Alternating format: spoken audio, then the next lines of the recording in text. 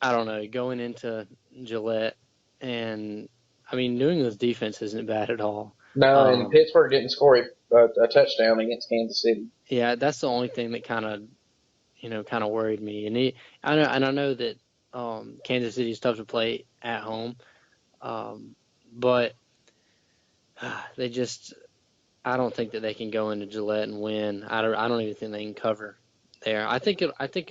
The Patriots will win by a touchdown is what I'm thinking, and I think that the Falcons will win by a touchdown as well. Yeah, I hope so, man. I'm hoping it's two good games. That's what I'm hoping for. Um, Yeah, Although I I wouldn't think mind if I the think Packers went in and left with like a 45-10 victory, or like they did a few years ago in the playoffs at Atlanta. But I'm expecting at least for the NFC game to be good, and I'm hoping the AFC game is good. It's just going to really hinge on the fact if the Steelers can cross the goal line or not, because the Patriots will. yeah, I Patriots will score. They might score 21 or so, um, but I don't know if the Steelers score. I mean, I The don't know if they offensive score more than matchup, if 14. you're a fan, the matchup you want offensively is you want the Patriots to win, and then you don't care who they play out in the NFC. There'll be a lot of points put up in the Super Bowl if the Patriots beat the Steelers, no matter who they play. If they play Green Bay, it's going to be high scoring. If they play Atlanta, it's going to be high scoring. Yeah. Because those Green Bay and Atlanta are probably the two top offenses in the league right now, Yeah. with the pace that So they're going at. so you're still sticking with your Yeah, I got Green Bay Patriots versus New Green Bay? England. Yeah. Yeah, I think I'm gonna have to switch over to Patriots in Atlanta on this one. Just I thought Green Bay would be able to, but I don't know. Something just I feel like Atlanta, everybody in Atlanta, us being so close, I feel like everybody over there really, really wants this. And I mean, obviously people in Green Bay do too, but I feel like it's going to be hard to win in the Georgia Dome this And weekend. I'll just bring up, man. I think it was 2000, and it was the year the Packers made the Super Bowl. They went to Atlanta and beat them 45-10 or 42-10 or something like that. And the Falcons were really good that year. They got the bye. The Packers had to squeak in through the wild card just like they did this year. They were the hot team at the time, but Packers were a little better on defense at that time than they are right now. Yeah, They're really beat up. But if the Packers can get a turnover or two and get some stops on defense, you know, I like their chances of winning. I don't see Atlanta stopping Green Bay much. right. Yeah.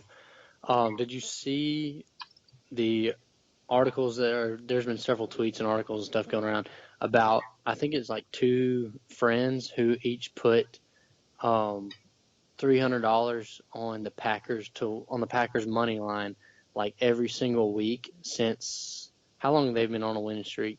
8. Yeah. They started on that winning streak and it's accumulated I think $50,000 now. And what they do is they literally like they started out with 300 and then whatever they won, they would put that same amount of money on the next week and I guess they're going to keep doing it and now it's up to like $50,000. Holy cow. Yeah. So if the Packers win the Super Bowl, they're going to be rich. Oh yeah, if the pack because that would I don't let's Because see so they're because they're not underdogs, favorites this week, and they're not going to be favorites in the Super Bowl. right. Um I guess let's see this week it would be about a I don't I mean it's probably about a 2-to-1 payout somewhere around there if I had to guess. I don't know exactly. So let's just say it is 2-to-1. That would mean that they would win $100,000. Then they would take that 100,000 and put it they would be up like $200,000 if the Packers win the Super Bowl and they keep doing this. But I don't I don't know if the Packers win the Super Bowl. Well, I don't know. I don't know, but It's going to be it's interesting. The thing is that most years it's the hottest team at the time. yeah The Giants, the 2 years they won it, they were the hottest team. When the Packers won it a few years back, they were the hottest team.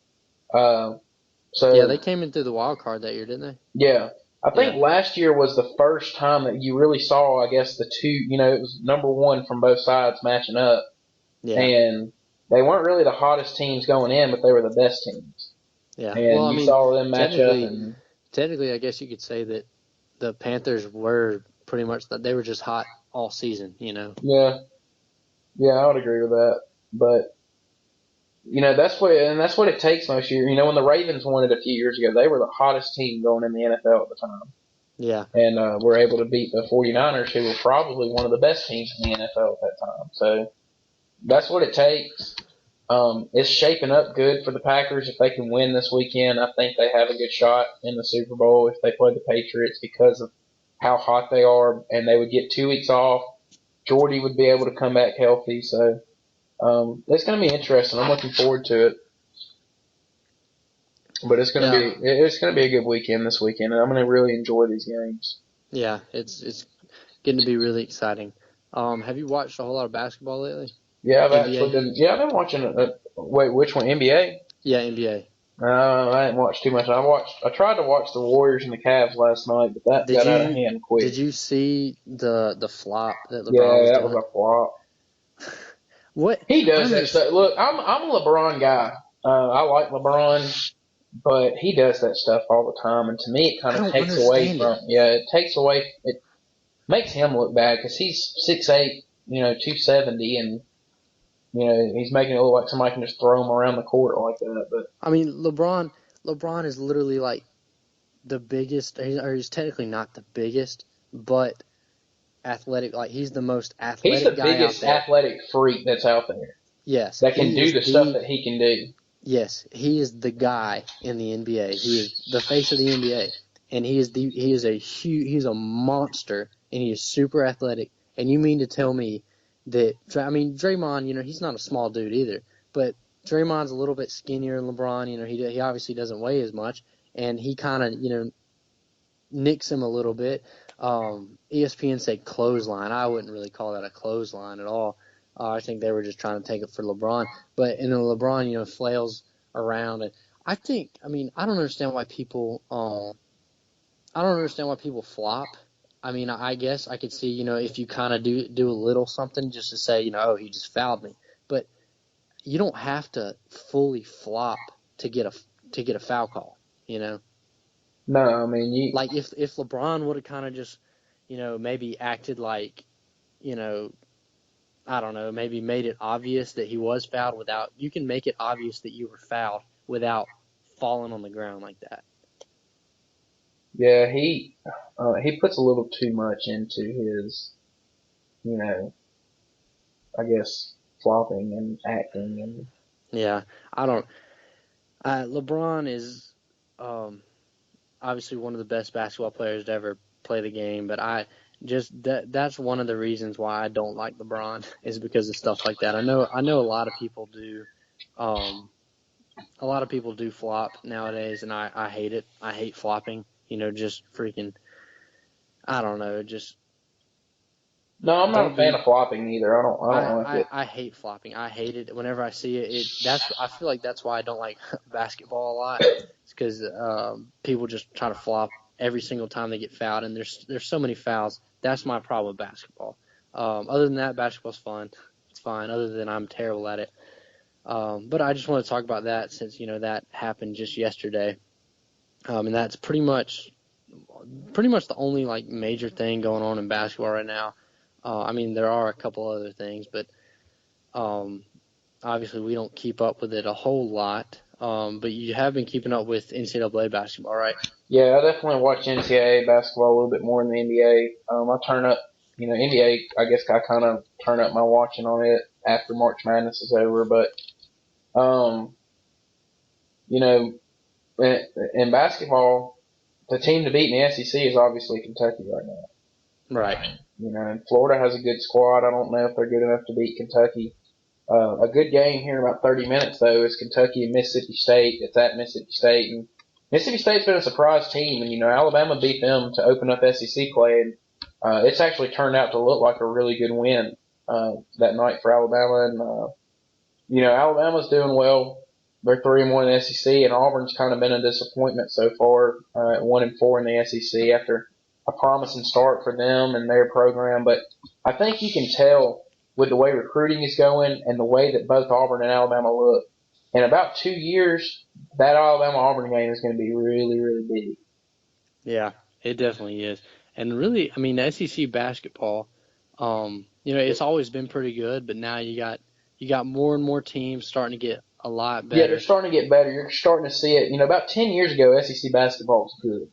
People Yeah, forget that. And here in the last 5 years, it's been kind of a laughing stock of the nation. But they're getting better. Alabama's gotten Avery Johnson in. Auburn's gotten Bruce Pearl, who had Tennessee ranked number 1 in the country at one time. You got Calipari at Kentucky. Mississippi State hired Texas's coach, who got fired, but I mean, he had Texas in the tournament 16 out of the 17 years he was there, yeah, and they pulled in the number 4 recruiting class in the country last year. You have Arkansas, who is I think 11-5. You have A&M, who has been good. They made the Sweet 16 last year. Florida's consistently good. Georgia has gotten better this year. South Carolina is good now with Frank Martin coming over from Kansas State. So, you're seeing SEC basketball it's on the rise. It's getting better and better and better. And I think in the next few years, you're going to see a lot of top 25 teams coming out of the SEC. yeah. Hopefully so.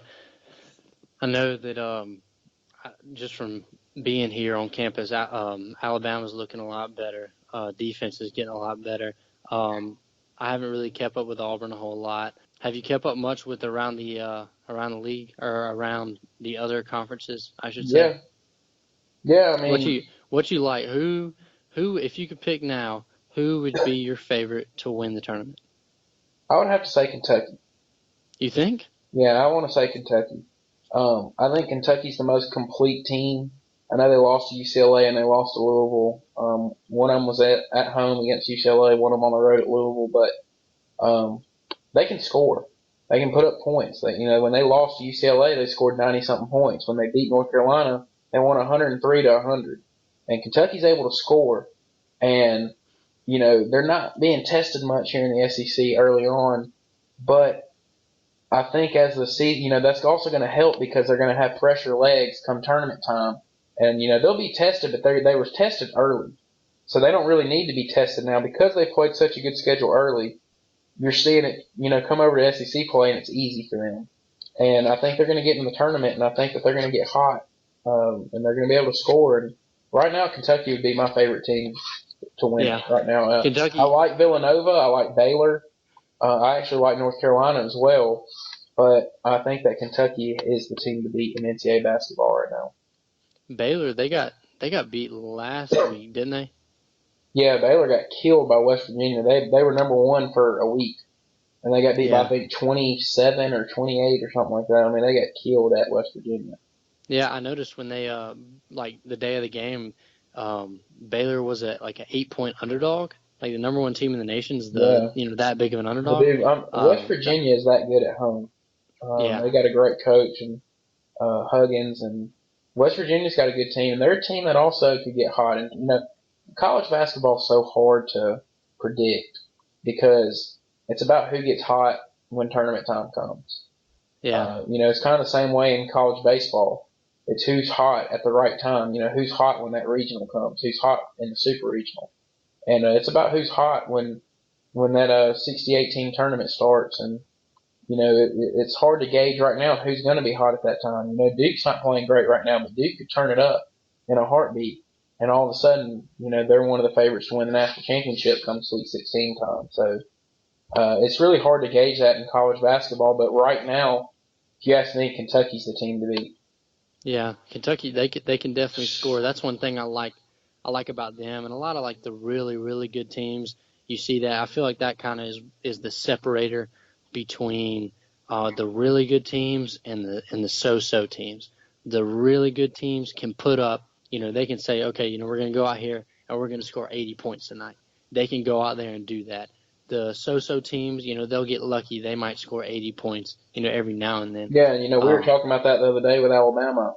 Alabama scored over 80 only, or it was over 76 5 times this season. yeah, And they played that's 16 games, and that's just what you get from the average teams. And then you got Kentucky, who's pretty much night in, night out. They're going to put up over 75 points, and it pretty much just depends on their defense and how the other team shoots. But Kentucky's long, they're quick, and they can really shoot it. And they got two great scorers in Monk and Fox.